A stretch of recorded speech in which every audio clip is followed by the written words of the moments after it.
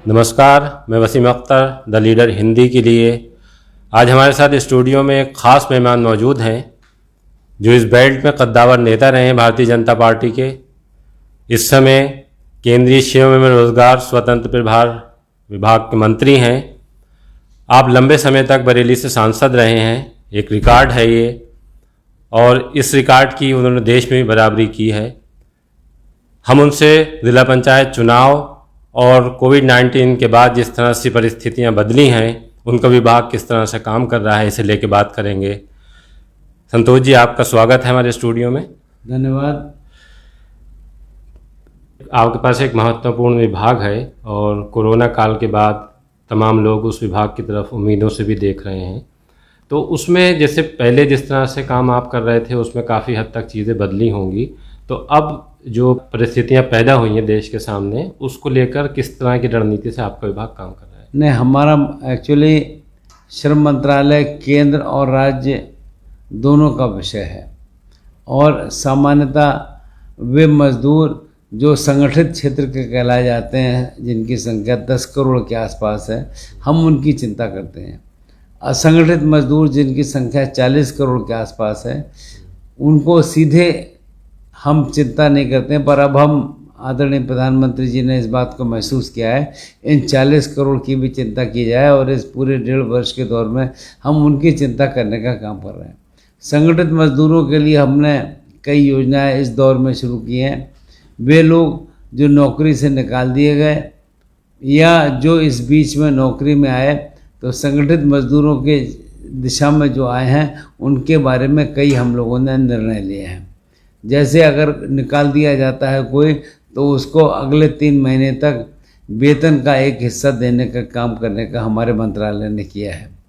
और जो मजदूर नौकरी से निकाल दिया गया है, उसको अगर पुनः नौकरी में लिया जाता है, वो उसकी हमने जो सीमा थी वो अभी फिर 31/3/2022 तक के लिए बढ़ाई। उन्हें अगर पुनः सेवा में लिया जाता है तो उनका 12% मजदूरों का अंश और 12% एम्प्लॉयर का अंश जो प्रोविडेंट फंड में जाता है, ऐसा 24% का अंश भारत सरकार देने का काम करेगी। और जो अमाउंट करीब 2000 करोड़ रुपया होगा, हम इस दिशा में काम कर रहे हैं कि मजदूर की चिंता करें और मजदूर को हर प्रकार की सुविधा देने का काम करें।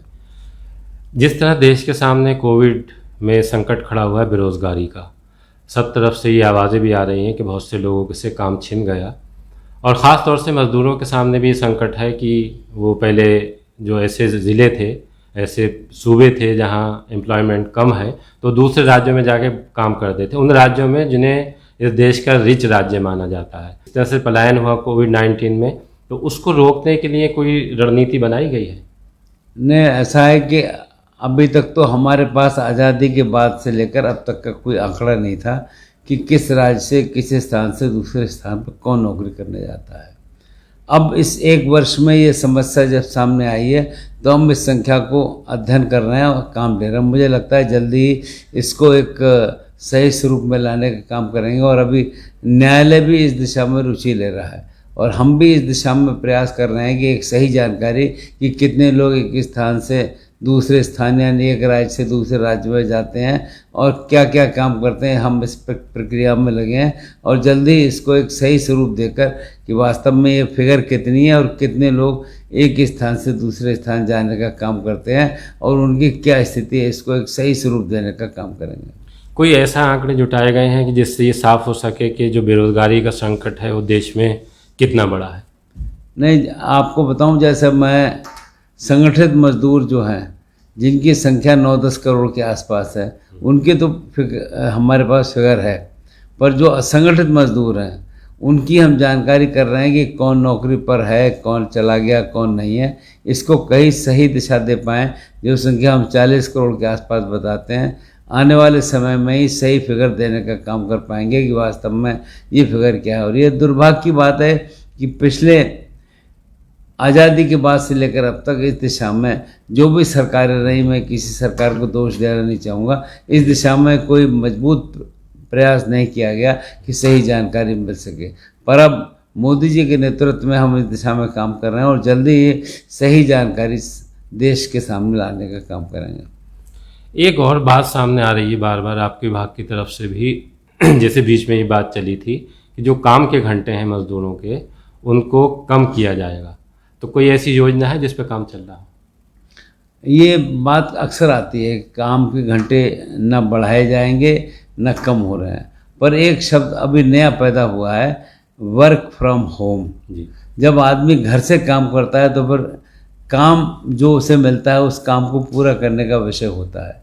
और मैं आपके माध्यम से और बताना चाहूँगा, नए हमने मजदूरों को इस श्रेणी में शामिल करने का काम किया है। 2 किस्म के मजदूर जो आपकी जानकारी में होंगे, एक तो गिग वर्कर्स और एक जो आपने देखा होगा कि वे वर्कर जो घरों घरों सामान पहुंचाने का काम करते हैं, जो एक बड़ी संख्या है। इसको भी एक सही स्वरूप में लाने का काम कर रहे हैं। उन लोगों को प्लेटफॉर्म वर्कर्स कहते हैं कि जो हम इन सबको सही दिशा में लाकर काम करने के स्वरूप में ले जाने का काम कर रहे हैं। कुछ ऐसी बात भी चली थी कि जैसे विदेशों में 2 दिन अवकाश होता है, रविवार के अलावा शनिवार को भी, ऐसा भी कोई प्लान है? न, सामान्यतः केंद्र सरकार में 2 दिन का अवकाश है, शनिवार का भी और रविवार का भी। पर वर्किंग आवर्स की बात है, 8 घंटे और एक सप्ताह में कै घंटे, यानी 8 पंजे 40। तो हम एक सीमा है कि इतने घंटे ही काम होगा, इतने से ज़्यादा काम नहीं होगा, चाहे वो 4 दिन में काम हो चाहे 5 दिन में काम हो। अगर 5 दिन में काम होता है या 4 दिन में काम होता है, अगर वो पूरे 40 घंटे काम करता है तो माना यह जाएगा कि उसने पूरे सप्ताह भर का काम किया है और पूरे सप्ताह का उसको वेतन मिलेगा। जैसे एक बात अभी बीच में ये भी आई है कि जापान ने 4 घंटे बल्कि 4 दिन का वो कर दिया है कि 4 दिन अब लोग वहाँ काम करेंगे। नहीं, वो दुनिया के किसी भी देश में हो सकता है, पर वहाँ पर घंटों की बात होती है, दिनों की बात नहीं होती कि एक वीक में इतने घंटे काम करना है। जैसा मैंने बताया कि हमारे देश के अंदर एक वीक में 40 घंटे की बात है। देखिए, मिनिमम इतने घंटे काम करेगा तो उसे ये माना जाएगा इसने 5 दिन काम किया। तो जो घर पर ले जाकर काम करते हैं या काम को उस हिसाब से करते हैं, तो ये एक नई प्रक्रिया शुरू हुई है, उसको उस रूप में लेने का काम किया जा रहा है। बंदी जी, कोविड-19 के बाद सबसे बड़ी चुनौती जो सरकार के सामने आई है, जो हमने पिछले दिनों देखा भी जब कोरोना की दूसरी लहर थी, तो बहुत ज़्यादा लोग इलाज को लेकर परेशान थे। इस दिशा में केंद्र सरकार क्या करने जा रही है या आपका विभाग क्या कर रहा है, इस बारे में थोड़ा सा बताएं। जहाँ तक इलाज का विषय है, अगर आप इसके बारे में छानबीन करेंगे तो आपको लगेगा कि दुनिया भर के देशों में इलाज की व्यवस्था सबसे अच्छी है रही तो हिंदुस्तान में रही। सबसे कम मृत्यु दर अगर है तो हिंदुस्तान में है, और जल्दी ठीक होने वालों की संख्या हमारे देश में ही है, जबकि दुनिया के सारे देश इस मामले में हमसे कहीं मुकाबले पर नहीं ठहरते हैं। यहाँ मैं एक बात और भी बताना चाहूँगा, जिस ढंग से आदरणीय प्रधानमंत्री जी के नेतृत्व में हमने इस दिशा पर एक मजबूती दिखाई है और दुनिया भर के लोग हमारी बात को मानते हैं, और जो कदम हम उठा रहे हैं लोग उसका अनुसरण भी कर रहे हैं कि हिंदुस्तान एक सही दिशा में सही ढंग से काम कर रहा है। लेकिन जिस तरह हमने देखा कि लोग कोविड काल के दौरान दूसरी लहर में जिस तरह से मौतें हुई हैं या जिस तरह से लोगों को इलाज नहीं मिला, वो सिस्टम को लेकर सवाल खड़े करते रहे। कहीं लोगों का कहना ये था कि अस्पतालों ने मनमानी की है, तो कहीं ये कहना था कि जो प्रशासन है उसने उस तरह के इंतज़ाम नहीं किए थे जिस तरह उसे करने चाहिए थे। ये अनावश्यक बातें कुछ लोग जानबूझकर करते हैं, पर हम अपने शहर में भी देखते हैं छोट फूट बातें आती हैं, पर सामान्यतः जो चिंता की गई हम उसके हिसाब से एक सही ढंग से काम करते हैं, और देश भर के अंदर इस बीमारी का समाधान सही स्वरूप में जिस ढंग से किया जाए, आंकड़े ये बताते हैं कि हमने हर व्यवस्था में परिवर्तन किया और जो सुविधाएं मिलनी चाहिए थी उसको और अच्छे ढंग से बढ़ाने का काम किया। इसीलिए ये बात समझ में आती है कि सबसे कम मरीज और सबसे कम प्रभावित होने वाले लोग अगर है तो हमारे देश में ही है।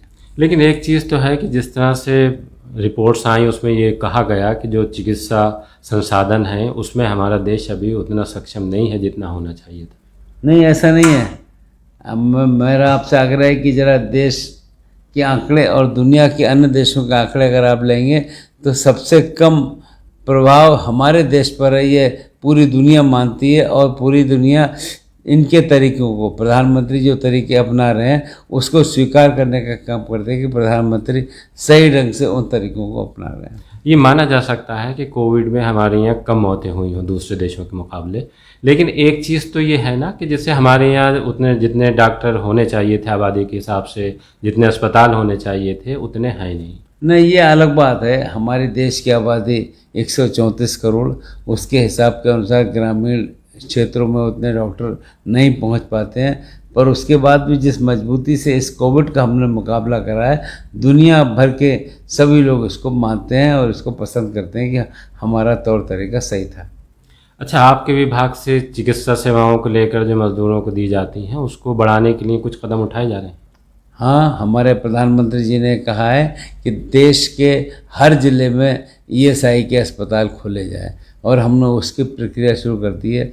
हमारे शहर में भी 100 बेड के अस्पताल के बनने की शुरुआत सिबीगंज में शुरू हो गई है और अभी परसों ही हमने पड़ोसी शाहजहाँपुर जनपद में भी एक 100 बेडेड हॉस्पिटल खोलने की शुरुआत की है। वहाँ के हमारे विधायक माननीय मंत्री श्री सुरेश खन्ना जी ने आग्रह किया था, तो हमने अभी 2 दिन पहले ही स्वीकृति देकर उसको शुरू करने का काम करवाया है।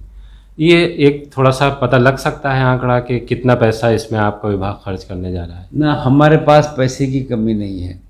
बरेली का अस्पताल 100 करोड़ रुपए खर्च होंगे और सारी सुविधाओं के साथ अस्पताल खुलेगा। एक चीज़ और ये है कि आपके विभाग से जुड़ा सवाल है ये कि कुछ श्रम कानून ख़त्म करने की बात हो रही थी और कुछ श्रम कोड लागू किए जाने की बात हो रही थी, तो ऐसा कोई प्रस्ताव है? ना, ये आपने अच्छा सवाल किया है। हमारे देश में आज़ादी के बाद 44 श्रम कानून थे और कई श्रम कानून ऐसे थे कि जिनकी कोई उपयोगिता नहीं थी। और जब अटल जी देश में प्रधानमंत्री थे तब उस समय एक आयोग का गठित हुआ था कि श्रम सुधार किए जाए, श्रम कानूनों में जो आवश्यक नहीं है उनको हटाया जाए, पर वो काम पूरी सक्रियता से नहीं हो पाया। जब 2014 में आदरणीय मोदी जी की सरकार आई, उन्होंने इसको देखा, तब हमने 44 श्रम कानूनों को 4 कोड में बदलने का फैसला लिया। सारे प्रक्रिया पूरी हो गई है और अब क्योंकि हमारे यहाँ लेबर एक श्रम भर्ती सूची का विषय है, केंद्र और राज्य दोनों की सहमति होती है। केंद्र ने इन 4 कानूनों को पास कर दिया है। अब ये चारों कानून जो हैं राज्यों की सहमति के लिए गए हुए हैं और अभी आधे राज्यों ने इसमें अपनी सहमति दे दी है, बाकी राज्य धीरे धीरे दे रहे हैं। तो मुझे लगता है अगले 2-3 महीने में एक प्रक्रिया शुरू हो जाएगा और देश में 4 श्रम कानून लागू हो जाएंगे। इसका क्या फ़ायदा होगा? इसका बहुत लाभ है, ये मैं आपको किसी दिन विस्तार से बताऊंगा। इसमें एक तो लिखा पढ़ी बिल्कुल ख़त्म हो जाएगी, एक कागज़ पर ही सारी लिखा पढ़ी होगी। दूसरे, आपको जानकर आश्चर्य होगा कि आज़ादी के बाद से लेकर अब तक मज़दूर को वेतन किस तारीख को मिले ये कोई तय नहीं था। मज़दूर को वेतन मिले भी या ना मिले ये भी कोई तय नहीं था। अब मज़दूर को वेतन एक निश्चित तारीख को मिलेगा, ये वो उसका यूनिट तय करेगा कि इस महीने की इस तारीख को मिलेगा, उसके हिसाब से काम होगा। एक काम हमने और इसमें किया, हमने तय किया कि अभी तक मज़दूर का कोई बीमारी का हिसाब किताब नहीं था। अब हम लोगों ने तय किया है कि एक उम्र के बाद 40 साल के बाद मज़दूर का हर वर्ष डॉक्टरी मुआयना होगा कि कोई गंभीर बीमारी तो उसे नहीं हो गई है। अगर हो, अब वो भी एम्प्लॉयर की कीमत पर, एम्प्लॉय इस पर पैसा नहीं देगा। एक अच्छा कदम है और श्रम कानूनों में ये जो सुधार किए हैं उसे सब लोग पसंद कर रहे हैं। और कल ही भारतीय मजदूर संगठन के लोग हमको मिलने आए थे और आग्रह कर रहे थे कि इसको जल्दी से जल्दी लागू किया जाए, इससे कि मजदूर उसका लाभ उठा सके। मंत्री जी, जब आपकी सरकार बनी है ये दूसरी बार मोदी जी के नेतृत्व में, तो सरकार स्मार्ट सिटी योजना लेकर आई है। अपना शहर बरेली भी स्मार्ट सिटी में शामिल है, लेकिन जिस तरह से काम होना थे वो अभी तक उस तरह से पटरी पर नहीं आए हैं और विपक्ष की तरफ से ये आरोप भी लग रहा है कि स्मार्ट सिटी की घोषणा तो हो गई है लेकिन अभी उसमें कुछ हुआ नहीं है। नहीं, ऐसा नहीं है। जब से हमारे नए मेयर काम कर रहे हैं, स्मार्ट सिटी के कार्य में सक्रियता और तेज़ी आई है और काम भी अब सबको दिखाई दे रहा है कि काम हो रहा है। आप चाहे इज्जत नगर की तरफ जाएं, चाहे चौपले की तरफ जाएं, चाहे शाहजहाँपुर मार्ग की तरफ जाएं, हर तरफ काम आपको दिखाई दे रहा है और अब लोगों की समझ में आ रहा है कि स्मार्ट सिटी का काम हो रहा है। मुझे लगता है कि अगले 6 महीने में बरेली का नक्शा बिल्कुल बदल जाएगा और बरेली एक विकास की गति में आगे बढ़ने का काम करेगा। लेकिन जो लाल फाटक पुल है उस पर बहुत देर हो रही है, लोग बहुत परेशान हैं। आसपास के जितने भी गांव उसको जोड़ते हैं शहर से, वो लोग ख़ास तौर पर दिक्कत में। लाल फाटक में दिक्कत ये है कि वो वहाँ पर रेल का भी योगदान है, इसलिए स्मार्ट सिटी का इससे कोई वास्ता नहीं है। रेल के काम में कुछ अभी पूरी सक्रियता नहीं आ पाई है।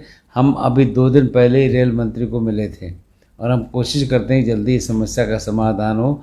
हम और हमारे आंवला के सांसद दोनों मिलकर इस काम में प्रयास और प्रयत्नशील हैं, क्योंकि वहाँ पर लाल फाटक पर रेल भी है और सिविल लोग भी हैं, और एक दूसरी दिक्कत है कि छावनी क्षेत्र में भी वो हिस्सा आता है। इस कारण इन तीनों का तालमेल हो जाए, समस्या हल हो जाए, आज आवश्यकता ये इसकी है। राष्ट्रीय राजमार्ग को 4 लेन करने का काम मुरादाबाद और बरेली से आगे तक शुरू हुआ था। मुरादाबाद वाला काम उधर दिल्ली तक कंप्लीट हो गया है, लेकिन हमारा बरेली से जो सीतापुर को जोड़ना था वो काम बहुत धीमी गति से चल रहा है और लोग बहुत परेशान हैं। एक तरह से अगर हम देखें तो सड़क मार्ग से बहुत से लोगों ने जाना भी छोड़ दिया है लखनऊ की तरफ। तो ये क्या वजह है? नहीं, ये कुछ दिनों से समस्या चल रही थी।